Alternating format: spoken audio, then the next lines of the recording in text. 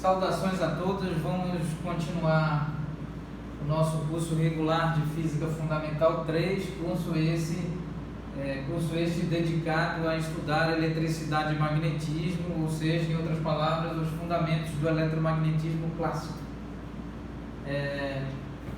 Durante a aula imediatamente anterior a essa, nós estávamos falando sobre variação de energia potencial elétrica e então calculamos, aqui está a última expressão apresentada durante a última aula, nós calculamos a variação de energia potencial elétrica gerada pela aproximação de uma carga de teste experimental Q minúsculo que vem de uma determinada região distante de uma distribuição de cargas elétricas de estruturas materiais pontiformes dotadas de massa de carga elétrica Q maiúsculo, e essas cargas Q maiúsculo aqui, efetivamente uma distribuição discreta de cargas elétricas, expressa evidentemente por este somatório em espaço discreto, com subíndice variando de 1 até n, indicando que em um determinado volume do espaço euclidiano de 3 dimensões, nós temos uma distribuição discreta de cargas, de estruturas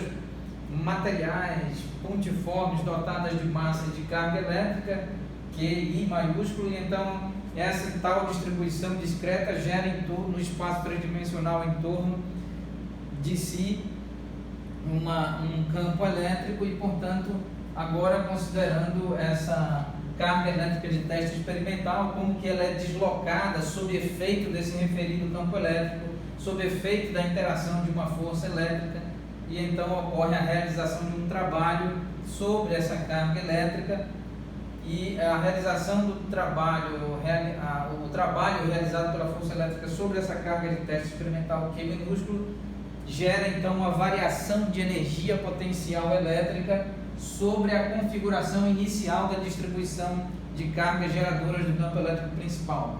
Ressaltando mais uma vez, destacando, enfatizando que antes da aproximação, antes de considerarmos a aproximação desta carga de teste experimental, a distribuição de cargas elétricas com Q maiúsculo, a distribuição de estruturas materiais pontiformes dotadas de massa de carga elétrica com Q maiúsculo, elas em si já existe entre elas um acoplamento de campo elétrico, carga elétrica de campo elétrico, carga elétrica de carga elétrica com carga elétrica, que gera então uma energia potencial elétrica associada a esse acoplamento das cargas, considerando sempre o par, par a par, não é? A energia potencial elétrica é medida par a par, ou seja, carga elétrica 1 com carga elétrica 2, carga elétrica 1 com carga elétrica 3 e assim sucessivamente. Então nós calculamos apenas a variação da energia potencial elétrica. Vamos fazer agora, vamos dar continuidade analisando a configuração física particular, na qual nós admitimos que a carga elétrica de teste experimental é deslocada a partir de regiões extremamente distantes, não é? Em relação à região onde está o sistema de coordenadas, onde está a distribuição de cargas geradoras do campo elétrico principal. Então vamos considerar que essa carga de teste experimental é proveniente, é advinda de regiões extremamente distantes, de modo que esse módulo aqui, esse segundo módulo, então indica aí de modo que, portanto, esse módulo é muito maior do que este primeiro, e então nós podemos aplicar o limite, tal como fizemos para o caso de duas cargas elétricas durante a aula anterior. Então vamos agora fazer mais uma vez essa consideração no limite assintótico,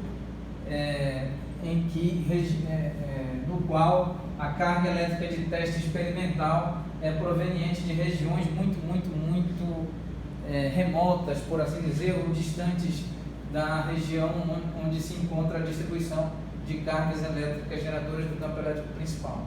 Então vamos admitir o caso, né? A situação, a configuração física na qual nós temos carga elétrica Q1, carga elétrica Q2, carga elétrica Q3, até carga elétrica Qn, e essa distribuição então gera um campo elétrico em torno de si, e nós temos uma carga elétrica que é advinda de uma posição aqui, a carga elétrica Q de teste experimental, então ela se desloca e se aproxima de um determinado ponto, esse ponto com R, um vetor R final, e então nós vamos admitir que esse deslocamento ocorre, obviamente, sob a influência do campo elétrico, e isso efetivamente ocorre sob a influência de uma determinada força elétrica. Nós vamos admitir o caso em que R, um módulo do vetor R inicial é muito maior do que o módulo de R final, ou seja, essa distância, a posição que estava previamente à carga de teste experimental está muito mais distante em relação à distância atual, à distância final da carga de teste experimental em relação em comparação aqui com, assim, nas proximidades. Nós queremos dizer que esta carga agora sim está nas proximidades da distribuição de carga geradora do campo principal, porém a carga de teste experimental é advinda de regiões muito remotas, muito distantes. Então, sendo assim, nós podemos admitir que o módulo de RI menos R inicial, R subíndice I, esse módulo é muito maior do que este módulo.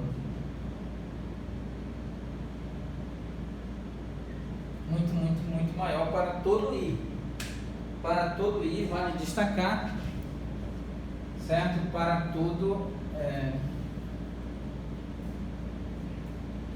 vale destacar que esse resultado vale para I variando, sendo I igual a 1, I igual a 2, I igual a 3, I igual a 4 até I igual a N, ou seja, o número de cargas elétricas que geram o campo elétrico principal. Muito bem, então nós podemos, nesse caso, admitir que o limite, né?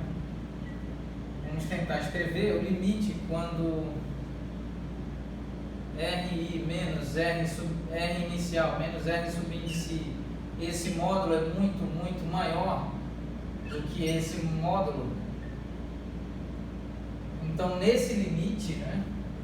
Nesse limite aplicado sobre a variação de energia potencial elétrica, então, nesse caso, nós temos apenas o resultado Q sobre 4π epsilon subíndice 0, somatório no subíndice I variando de 1 até N maiúsculo, carga Q maiúsculo subíndice I, e então nós temos 1 dividido por RF menos R subíndice I. Muito bem.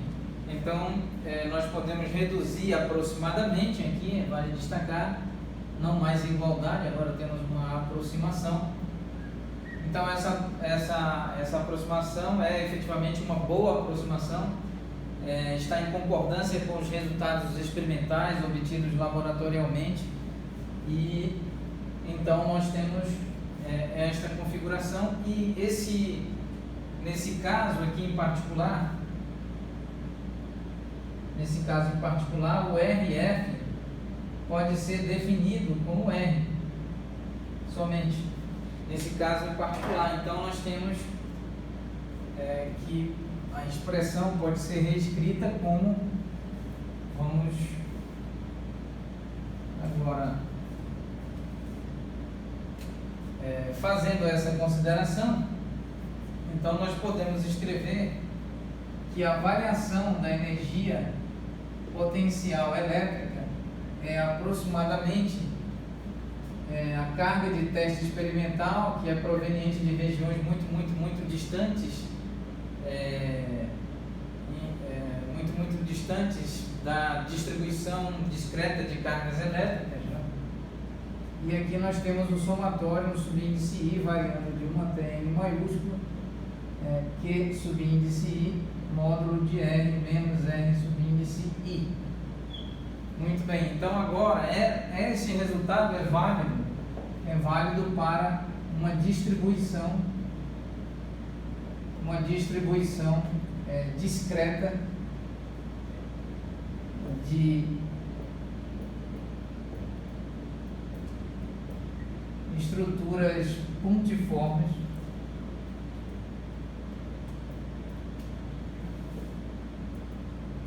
dotadas de massa e de carga elétrica.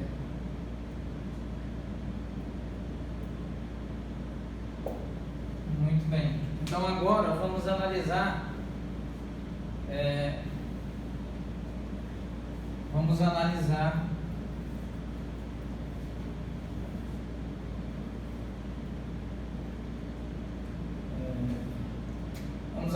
o caso contínuo, certo? Vamos dedicar especial atenção a uma distribuição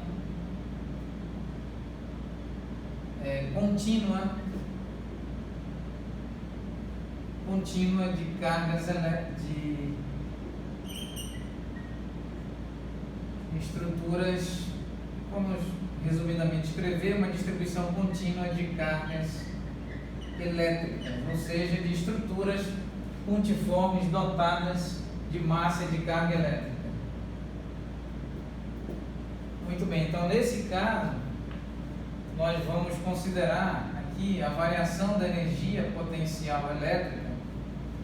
A variação da energia potencial elétrica nós vamos admitir que nós temos então aproximadamente Q Q minúsculo indicando a carga de teste experimental,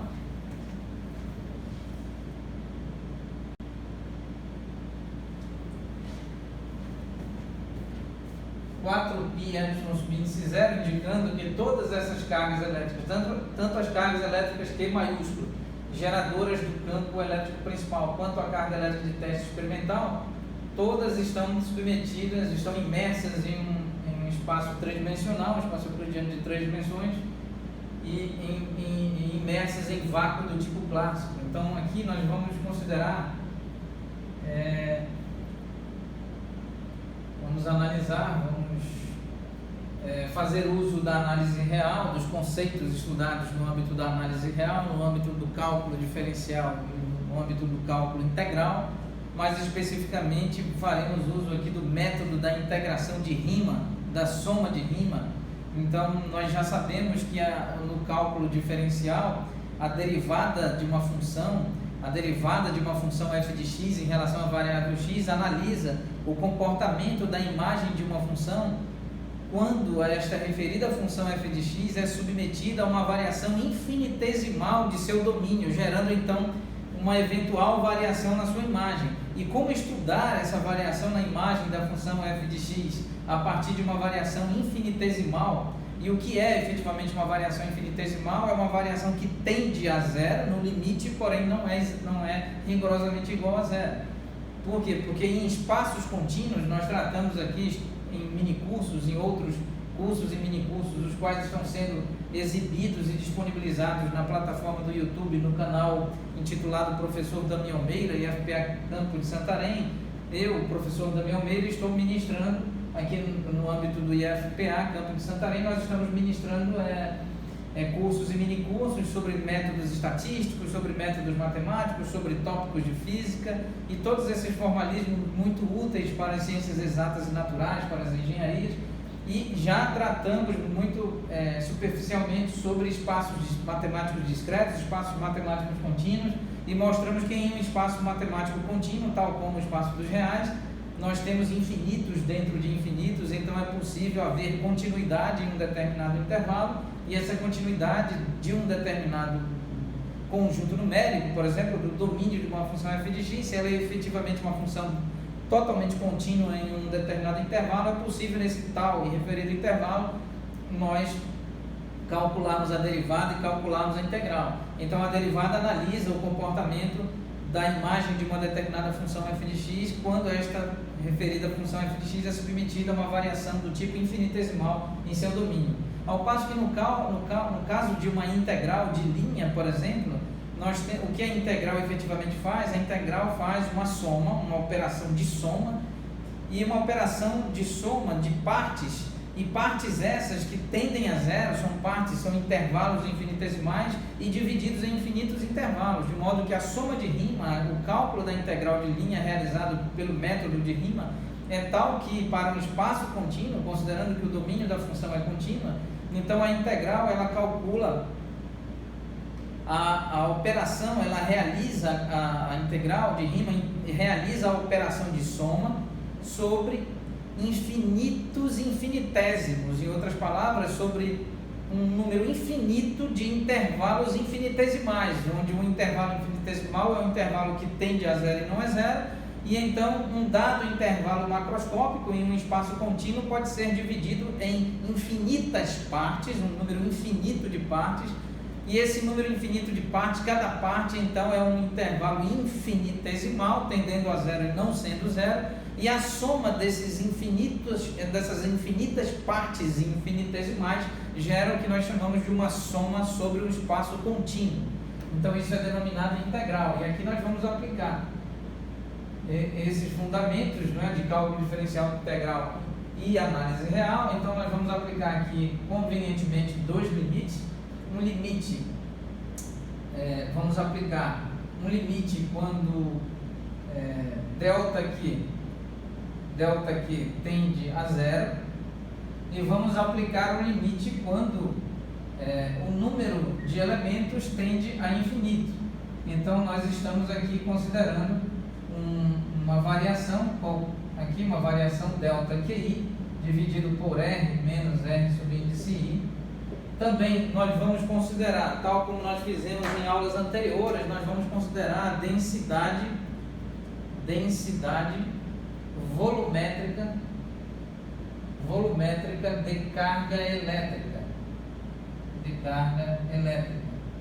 E essa densidade volumétrica de carga elétrica, tal como apresentamos aqui em aulas anteriores deste mesmo curso de eletricidade e magnetismo, nós podemos então definir aqui definir a densidade, essa letra grega no formato minúsculo denominada Rho, essa letra do alfabeto grego Rho designa então a densidade volumétrica de cargas elétricas, e nós então podemos escrever aqui que a densidade volumétrica de cargas elétricas é igual a delta QI dividido por delta VI, onde delta VI é o elemento de volume. Então nós temos aqui uma determinada quantidade de carga elétrica dentro de um determinado volume, ou seja, uma quantidade de carga elétrica limitada, contida e circunscrita, por assim dizer, por um determinado elemento de volume em um espaço euclidiano de 3 dimensões. E essa grandeza aqui é denominada carga elétrica em relação ao volume, ou seja, coulomb por centímetro quadrado, coulomb por metro quadrado, coulomb por milímetro quadrado, qualquer que seja, por polegada quadrada, qualquer que seja a unidade. Então, nós podemos reescrever como delta Q subíndice I, Rho, delta VI, onde delta V é o elemento de volume. Então, se nós substituirmos aqui adequadamente, então nós vamos obter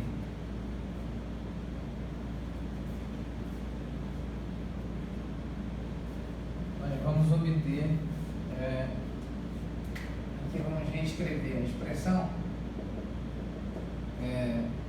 variação de energia potencial elétrica aproximadamente, carga de teste experimental 4π epsilon subíndice 0, limite quando delta QI tende a zero, limite quando o número de variações, o número de pedaços de carga elétrica tende a infinito, e então nós temos um somatório em I variando de 1 até N. O delta QI pode ser substituído convenientemente pela densidade volumétrica de cargas elétricas multiplicado por delta VI dividido por R menos R subíndice I. Muito bem, óbvio. Então, nós podemos apropriadamente substituir o delta QI, e agora vamos fazer uma justificativa.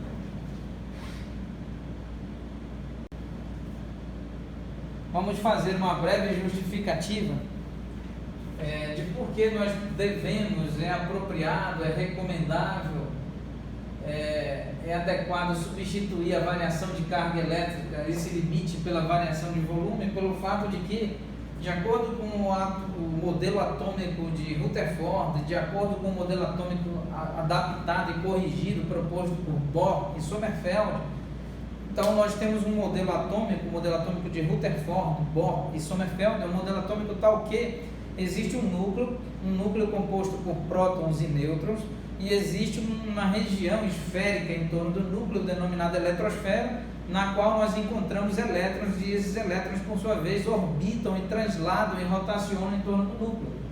Então, de acordo com a física experimental, de acordo com as medidas obtidas laboratoriamente por meio de métodos experimentais, fenomenológicos e empíricos, então a carga elétrica, a menor carga elétrica no modelo de Rutherford, Bohr e Sommerfeld é a carga elétrica do elétron, a carga elétrica do próton. A carga elétrica do elétron é menos 1,610 elevado a menos 19, ao passo que a carga elétrica do elétron é mais 1,610 elevado a menos 19 e a carga elétrica do nêutron é igual a zero.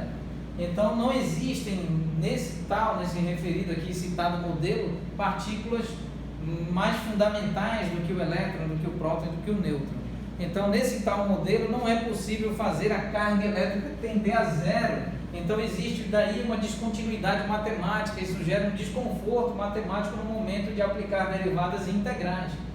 Então, para evitar isso, nós vamos substituir a carga elétrica pela variação do volume, uma vez que o volume é calculado por meio de coordenadas, por exemplo, eventualmente no sistema de coordenadas cartesiano, coordenadas x, y e z, e essas coordenadas sim são contínuas, né?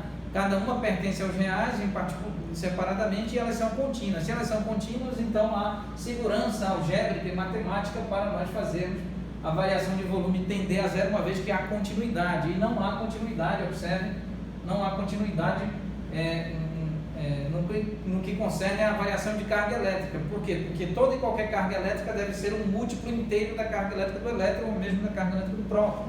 Então, embora seja de 1,610 elevado a menos 19, um número muito baixo do ponto de vista experimental, porém do ponto de vista matemático ainda é um número pequeno, porém não há possibilidade de considerar que exista um limite que seja possível com conforto matemático, com segurança matemática e algébrica aplicar o limite, quando a variação de carga elétrica tende a zero.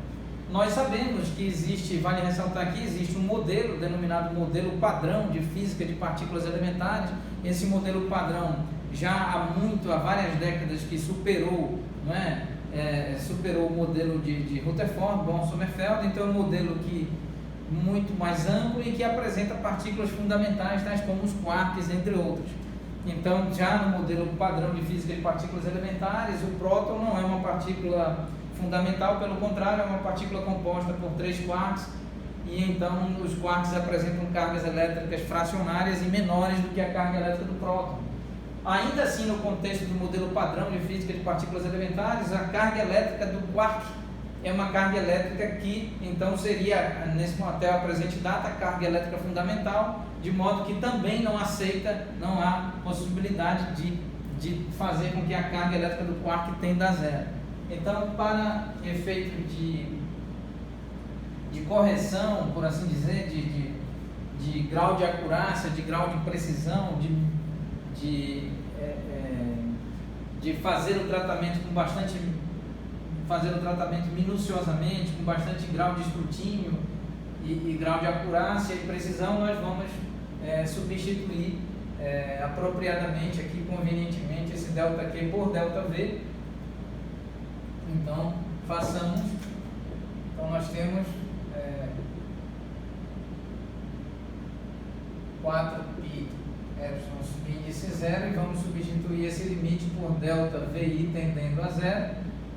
Limite quando n tende a infinito, ou seja, nós estamos dividindo agora sim o espaço tridimensional em infinitos pedaços de volume, ou seja, em infinitos volumes menores, e cada volume desse, ou seja, existem infinitos volumes e cada volume é um volume infinitesimal, ou seja, um volume que tende a zero. Então nós estamos dividindo, se supusermos aqui pictoricamente, né, analogamente, tomando como exemplo, como ilustração essa sala é uma espécie de paralelepípedo, não é? Nós estamos aqui nas dependências prediais do Instituto Federal do Pará, Campo de Santarém. Nós temos uma sala similar a um paralelepípedo, por assim dizer, e nós poderíamos dividir em pequenos volumes menores, então poderíamos dividir em infinitos volumes, e à medida que nós dividimos e aumentamos o número de volumes, ou seja, quando o número de volumes menores tende a zero, então cada volume tende, quando o número de volumes menores tende a infinito, então cada variação de volume, cada elemento de volume tende a zero. Muito bem, então isso permite então fazer uma soma, e então nós vamos fazer a soma sobre o elemento de volume, uma vez que o volume pode ser escrito em termos de x, y e z, e x, y e z, cada coordenada separadamente pertence aos reais e, portanto, apresenta continuidade no domínio em questão.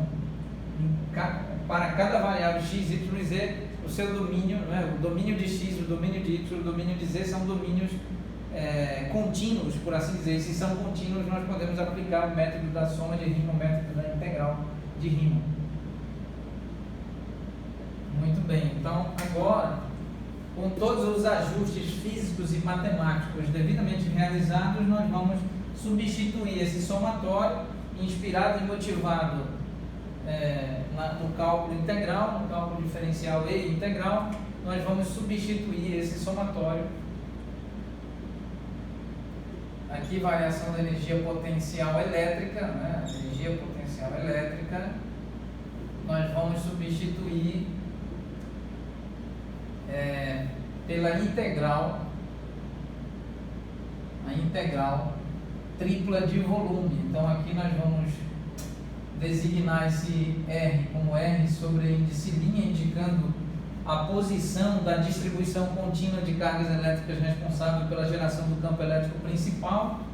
O ΔV transforma-se em um infinitésimo, de variação de volume para um infinitésimo de volume, então constituindo aqui o processo de integração, e nós temos esse módulo de R menos R sobre índice linha. R é a posição final dessa carga Q de teste experimental, ao passo que R sobre índice linha é exatamente a posição da distribuição de cargas elétricas Q maiúsculo apresentadas inicialmente, todas elas responsáveis pela geração do campo elétrico principal, e agora nós temos uma densidade volumétrica de carga elétrica. Essa densidade volumétrica de carga elétrica não se refere à carga de teste experimental, repito e reitero, se refere necessariamente à distribuição de cargas elétricas contínuas geradoras, então, do campo, evidentemente, a distribuição contínua que é evidentemente geradora do campo elétrico principal, campo esse que submete essa carga de teste experimental à realização de trabalho e realiza de trabalho sobre esta carga de teste experimental e submete a variação então de energia potencial elétrica e de variação de energia cinética, muito bem, a uma determinada dinâmica, um determinado deslocamento. E aqui nós calculamos para o caso contínuo, certo? Essa aqui então é para uma distribuição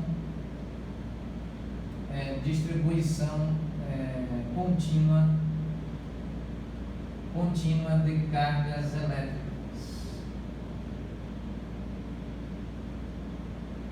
Muito bem, então essa integral é uma integral tripla, três integrais, tripla de volume, sobre o volume.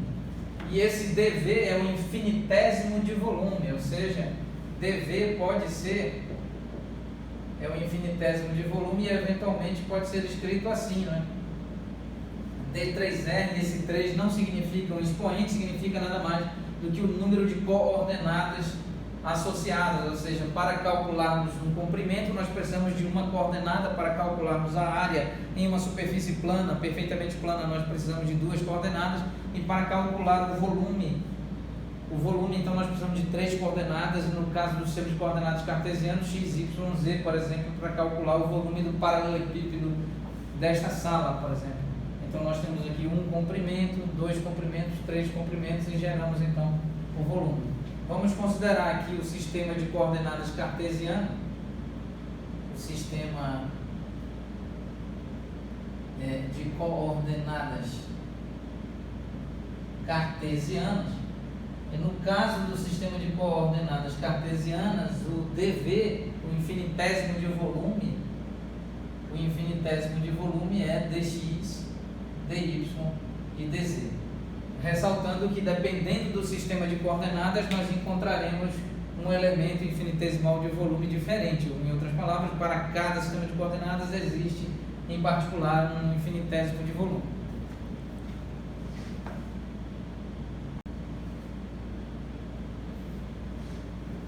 Então, vamos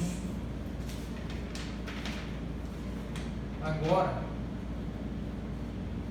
muito bem, vamos analisar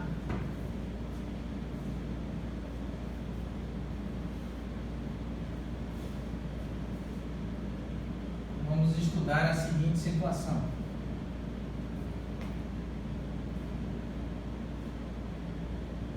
Vamos considerar a seguinte situação física. Aqui nós temos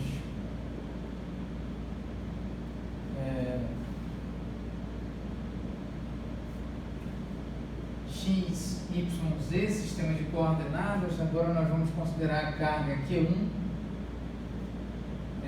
Vamos analisar melhor. Então vamos aqui, inicialmente nós temos o espaço tridimensional e um vácuo clássico, né? O vácuo clássico é exatamente o vácuo no qual não é encontrado, não é observado, não é medido, não existe aferição da presença de moléculas, de átomos, de íons, de retículos cristalinos, de cristais, ou de outra qualquer estrutura, certo? Então vamos se supusermos, se admitirmos, se considerarmos, se acreditarmos que por alguma espécie, por algum tipo, por algum método, por alguma metodologia, por algum processo, surge então uma carga elétrica aqui. Então essa carga elétrica, por algum tipo de processo, foi retirada de algum local, essa estrutura material pontiforme dotada de massa de carga elétrica, foi retirada de algum local e colocada exatamente ali, posta neste local. Então não havia campo elétrico, não havia, portanto, força elétrica para interagir, para submeter esta carga elétrica a uma força, então não havia campo elétrico, de modo que não há trabalho realizado sobre essa carga elétrica. Não existe campo elétrico previamente, portanto não há força elétrica que incida, que influencie, por assim dizer, que gere uma interação com essa carga elétrica Q1 maiúsculo, Q maiúsculo subíndice 1. Então nós já sabemos que nesse caso em particular o trabalho para retirar 1 é zero, para aproximar, para deslocar a carga elétrica é um trabalho gerado pela força elétrica. Eu não sei sobre outra qualquer força, mas pela força elétrica em particular o trabalho realizado é igual a 1 para retirar essa carga elétrica de alguma posição, não sei exatamente qual, e colocá-la e então posicioná-la exatamente nessa posição. A questão é que, então, se nós agora vamos deslocar, se existe então essa carga elétrica Q1, é um segundo momento, não é? Então, existe um campo elétrico em torno dessa carga Q1, e se nós agora vamos deslocar, não é? Vamos deslocar do infinito, de uma região bastante distante, infinitamente distante, por assim dizer, dessa carga elétrica de Q maiúsculo subíndice 1, se nós vamos retirar uma carga elétrica Q2, que está bastante distante, e aproximarmos de Q1, então nós temos agora a posição R1 e uma carga elétrica Q2 com posição R2. Então nós trouxemos essa carga elétrica ou algum processo, algum tipo de processo de procedimento, deslocou essa carga elétrica de regiões muito distantes em relação a essa carga Q1 e a trouxe, a deslocou de alguma forma, mas agora submetida ao campo elétrico gerado por Q maiúsculo subíndice 1, e portanto com uma força elétrica. Então existe um trabalho. Esse trabalho 2 é exatamente menos, certo? Menos Q1 multiplicado por Q2, 4π ε0, e agora a distância entre eles é considerado que no limite em que essa carga Q2 está no limite tal que ela está por assim dizer, infinitamente distante, né, dessa carga Q1, e agora ela está distante de uma distância tal que nós podemos aqui indicar como D12. Então essa distância é razoável. Agora essa distância nós vamos considerar que ela é tão grande que 1 dividido pelo módulo dessa distância tende a zero. Então nós vamos considerar somente essa distância. Esse tratamento de limite nós realizamos aqui em aulas anteriores e nessa aula inclusive. Então nós temos 1 dividido por essa distância D12, módulo de D12. Muito bem. Então agora vamos retirar também uma carga Q3, né, daqui de regiões infinitamente distantes, muito remotas, realmente muito distantes, e vamos aproximar essa carga Q3, e ela então sofrerá a ação do campo elétrico gerado por Q1 e o campo elétrico gerado por Q2. Então existem forças elétricas atuando sobre Q3, realizando o trabalho e alterando a energia potencial elétrica do sistema. Agora o sistema será composto por Q3. Então nós temos aqui a posição R3. E nós temos uma distância entre Q1 e Q3, essa distância vamos escrever D13. E também temos uma distância de Q2 para Q3, D23. Vamos analisar. Então nós temos aqui o trabalho 3 é o trabalho aqui menos Q1, não é o trabalho da força elétrica que é realizado pela força elétrica sobre a carga Q3 quando influenciada sob a influência do campo elétrico gerado pela carga Q1. Então nós temos Q1 multiplicado por Q3 dividido por 4πε0, né? E essa distância, a distância 1 dividido por D13, o vetor módulo. Agora nós vamos considerar o trabalho realizado pela força elétrica gerada pelo campo elétrico aqui, ó, promovida pelo campo elétrico gerado por Q2, né, e influenciando a carga Q3 que é proveniente do infinito. Então nós temos menos Q3 dividido por 4πε subíndice 0, 1 dividido por D23 vetor módulo. Então agora vamos inicialmente aqui vamos analisar vetorialmente. Nós temos R1, vetor R1 mais vetor D12, e isso é igual ao vetor R2. Então D12 é igual a R2 menos R1 vetorialmente falando. Muito bem. Então nós temos também R1 mais D13 vetor é igual a R3. Então D13 de acordo com a soma vetorial, com as regras de soma e subtração vetorial, a regra do paralelogramo, nós temos R3 menos R1. Muito bem. A outra expressão vetorial aqui nós temos R2, vetor R2 mais vetor D23 igual a vetor R3. Então o vetor D23 é exatamente R3 menos R2. Muito bem, então substituindo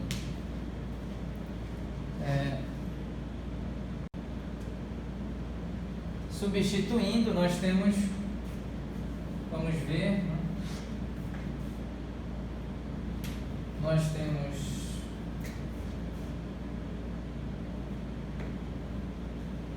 então, se nós escrevermos aqui W1 igual a 0, W2 igual a menos Q2 sobre 4πε subíndice 0, 1 dividido por R2 menos R1, módulo, nós temos W3 igual a menos Q3 sobre 4πε0, 1 dividido por D13, e D13 é R3 menos R1, módulo.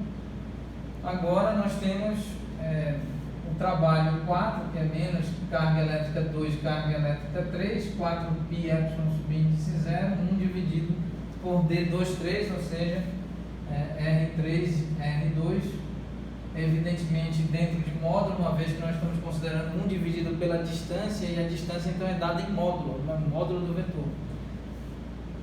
Muito bem. Um outro detalhe físico importante, alguém eventualmente poderia questionar sobre por que nós não calcularíamos em tese o trabalho realizado de Q2 por Q1. Estamos calculando o trabalho de Q1 sobre Q2, assim, a interação de Q1 com Q2, por que não calcular a interação de Q2 com Q1? Então aqui nós estamos fisicamente entendendo, não é, do ponto de vista do eletromagnetismo clássico, que a interação entre a carga elétrica Q1 e a carga elétrica Q2 é contabilizada uma única vez. Não há necessidade de calcular a interação entre Q1 e Q2 e a interação entre Q2 e Q1, pois trata-se da mesma interação, o fenômeno físico ocorre uma única vez e ele é efetivamente um único fenômeno, então não dividido em dois, de modo que nós temos a interação entre Q1 e Q2, é exatamente, efetivamente, a interação entre Q2 e Q1, e ela deve ser contabilizada e calculada uma única vez. Os dados laboratoriais também convergem para esse entendimento. Não trata-se apenas de um entendimento algébrico, mas certamente de um entendimento laboratorial. Então, a física experimental entende e converge para essa ideia de que a interação deve ser contabilizada uma única vez. Então, aqui vamos calcular então o trabalho total. E o trabalho total é igual a menos a variação da energia potencial elétrica. A questão é que calcular a variação da energia potencial elétrica é exatamente essa relação, trabalho igual a menos variação da energia potencial elétrica, trabalho realizado pela força elétrica é igual a menos a variação da energia potencial elétrica de um determinado sistema entre duas cargas elétricas. A questão é que nós estamos admitindo que o ponto inicial, a distância entre a distribuição de carga e o ponto inicial da carga de teste experimental é uma distância que tende a infinito. Então, 1 dividido por essa distância tende a zero. Nós sabemos aqui, de acordo com a análise real, nós sabemos que o limite de 1 dividido por x, quando x tende a zero, esse limite tende a mais infinito. Ao passo que o limite de 1 dividido por x, quando x tende a infinito, então quando a distância inicial é muito grande, esse resultado tende a zero.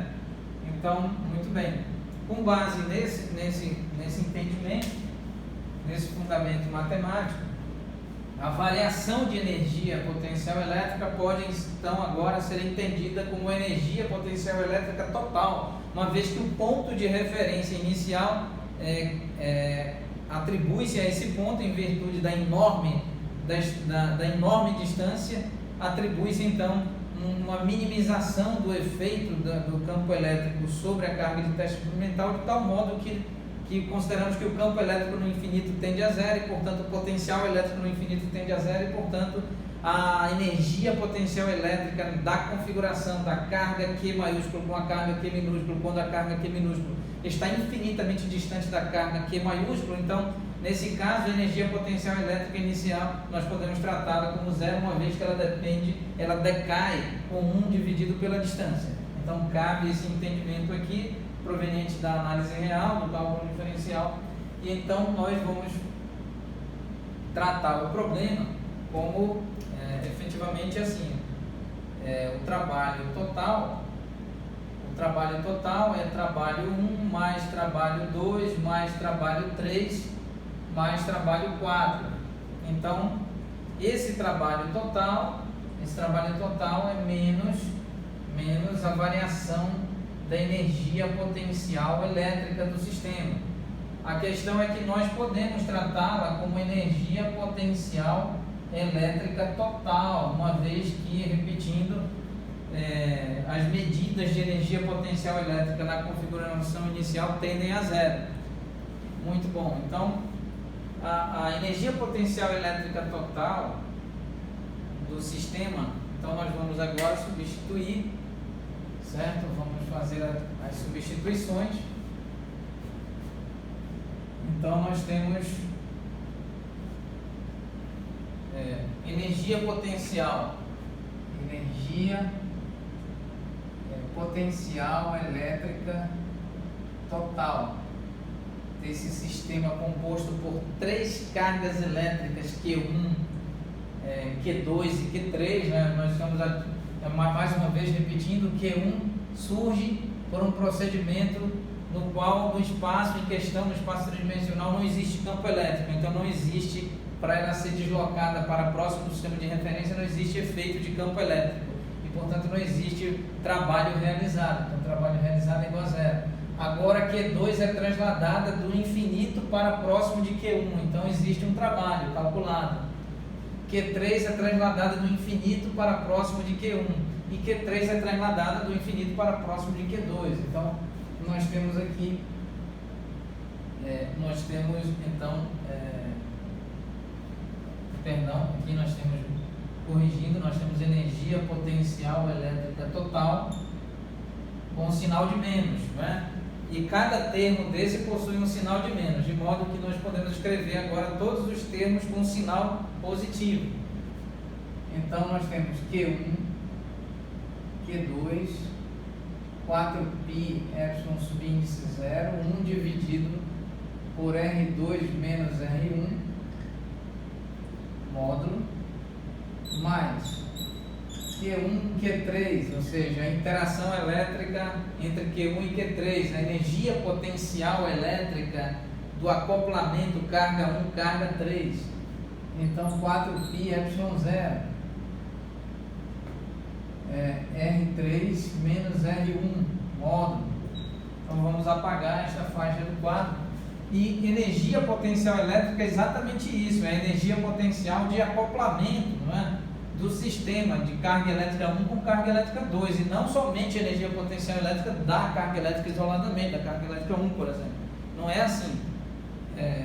Então, nós temos aqui a carga elétrica 2 multiplicado pela carga elétrica 3, ou seja, a energia potencial elétrica do acoplamento da carga 2, da interação de carga 2 com carga 3, 4π epsilon 0, 1 dividido por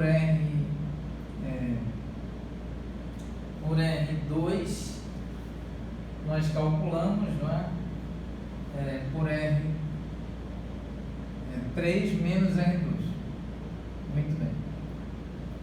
Então, eis aqui a energia potencial elétrica total, e nós não estamos calculando, nós estamos desprezando no âmbito do eletromagnetismo clássico, e vale ressaltar que no âmbito da elerodinâmica quântica, no âmbito da teoria quântica de campos, é possível calcular a interação entre a carga Q1 e a carga Q1. Em outras palavras, a autointeração de Q1 com Q1. É possível. E essa autointeração, em geral, tende a infinito. Então, isso gera um problema matemático e conceitual e físico, teórico, bastante complicado. Aqui nós vamos desprezar esses efeitos e vamos desprezar o efeito de autointeração e vamos analisar apenas a interação entre Q1 e Q2 e nunca a autointeração de Q1 com Q1. Muito bem. Então, esta expressão pode ser melhor. Aqui está a energia potencial elétrica total do sistema, mais uma vez, a interação entre Q1 e Q2, a energia potencial elétrica no acoplamento de Q1 com Q2, a energia potencial elétrica no acoplamento de Q1 com Q3 e a energia potencial elétrica no acoplamento de Q2 com Q3.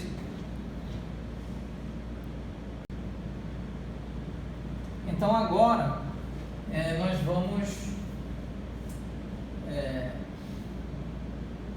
vamos reescrever essa expressão utilizando dois somatórios.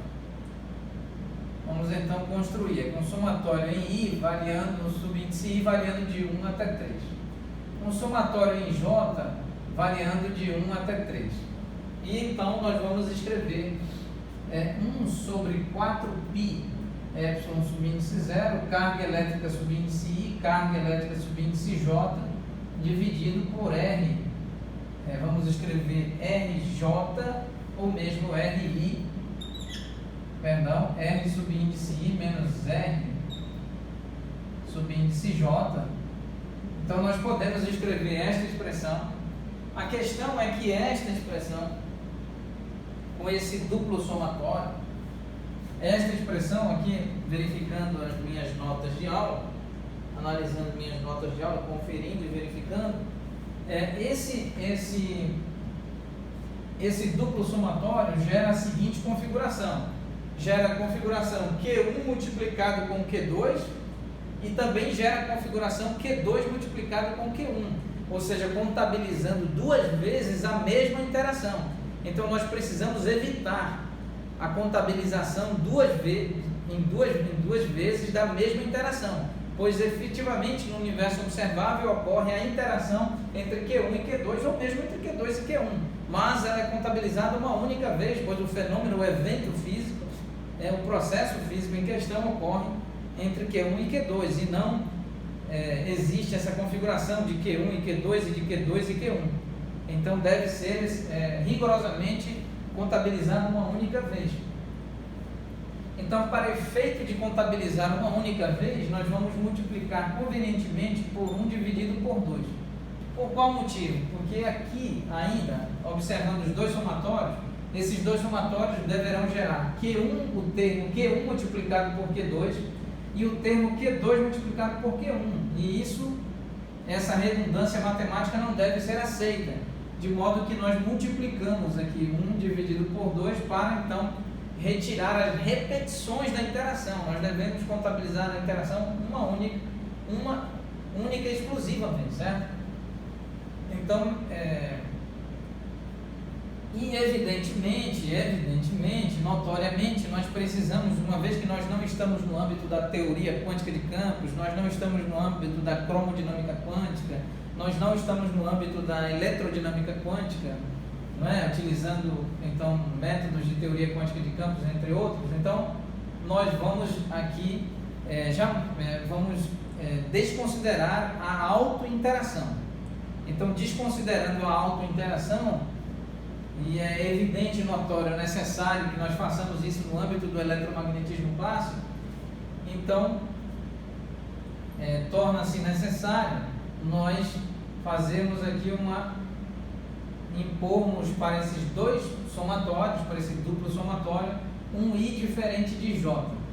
E qual é o objetivo de fazer I diferente de J? É exatamente para evitar a autointeração, ou seja, o termo Q1 multiplicado por Q2, perdão, Q1 multiplicado por Q1.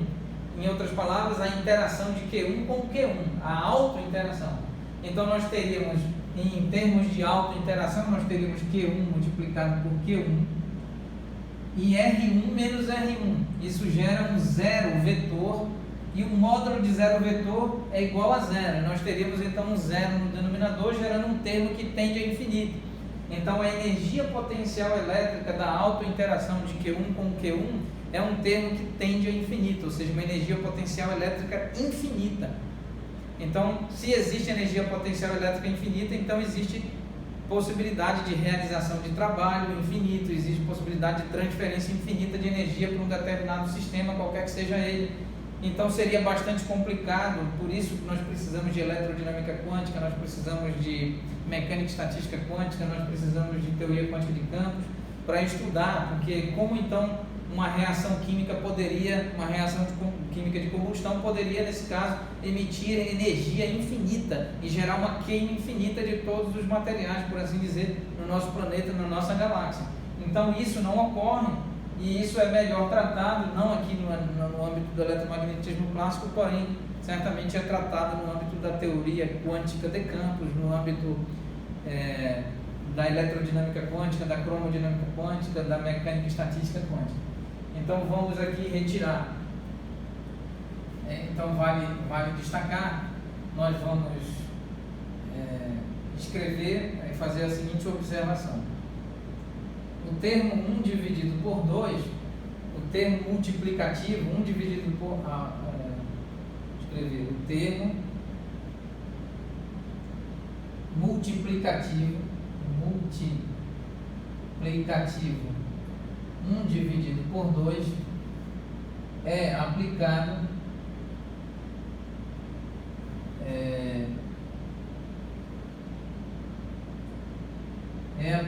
portanto, com o objetivo, objetivando evitar a dupla contabilidade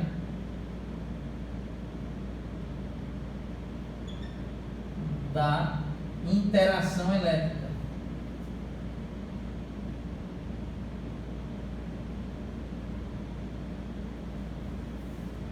Interação elétrica entre as cargas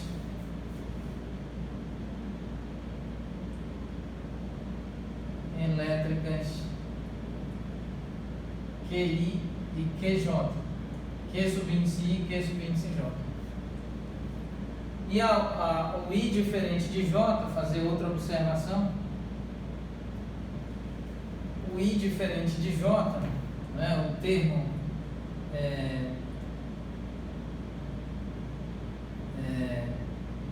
a restrição I diferente de J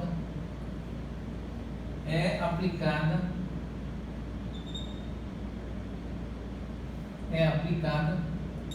é considerada, evidentemente, com o objetivo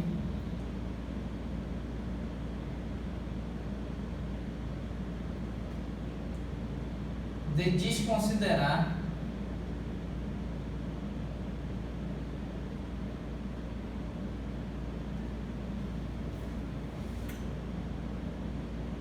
o efeito de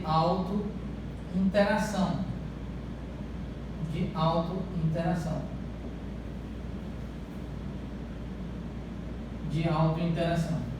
Esse efeito de autointeração gera um resultado que tende a infinito e, portanto, gera toda uma complicação de análise, tanto matemática quanto conceitual.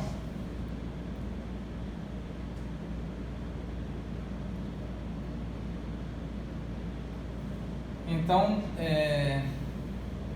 mais uma vez, repetindo, nós temos aqui 1 dividido por 2, esse termo multiplicativo objetiva e evitar a dupla contabilidade, evidentemente evitar essa dupla contabilidade, essa contabilidade dupla, por assim dizer, não é? essa análise repetida, essa repetição, por assim dizer, da interação elétrica entre as cargas elétricas QI e QJ. E por fim, a restrição I diferente de J é aplicada, evidentemente, com o objetivo de desconsiderar o efeito de autointeração, por exemplo, da autointeração entre a carga Q1 e a carga Q2. Então,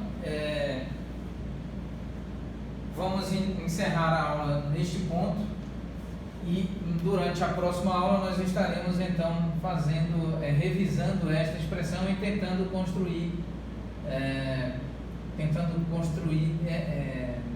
escrever, generalizar esta expressão que está aqui expressa para estruturada para descrever uma distribuição discreta de cargas elétricas. Nós tentaremos fazer então essa análise da energia potencial elétrica total, estendendo para uma distribuição contínua de cargas elétricas. Então, mais uma vez, este curso é o curso de Física Fundamental. Essa aula está associada ao curso de Física Fundamental 3, dedicado a estudar os fundamentos do eletromagnetismo clássico, e todas essas aulas são ministradas e promovidas pelo Instituto Federal do Pará, Campus Santarém. Eu sou o professor Damião Pedro Meira Filho, professor de Física, professor da cadeira de Física de Ciências Exatas e Naturais desse instituto, e nossas aulas estão sendo gravadas e estamos fazendo upload para a plataforma do YouTube e exibindo-as no canal intitulado Professor Damião Meira e FPA Campo de Santarém.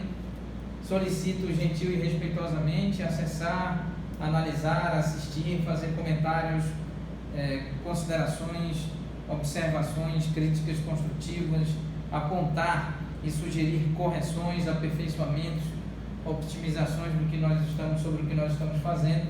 Então, agradeço a atenção de todos, estaremos retomando essa discussão em uma próxima aula. Muito grato pela atenção de todos, muito obrigado.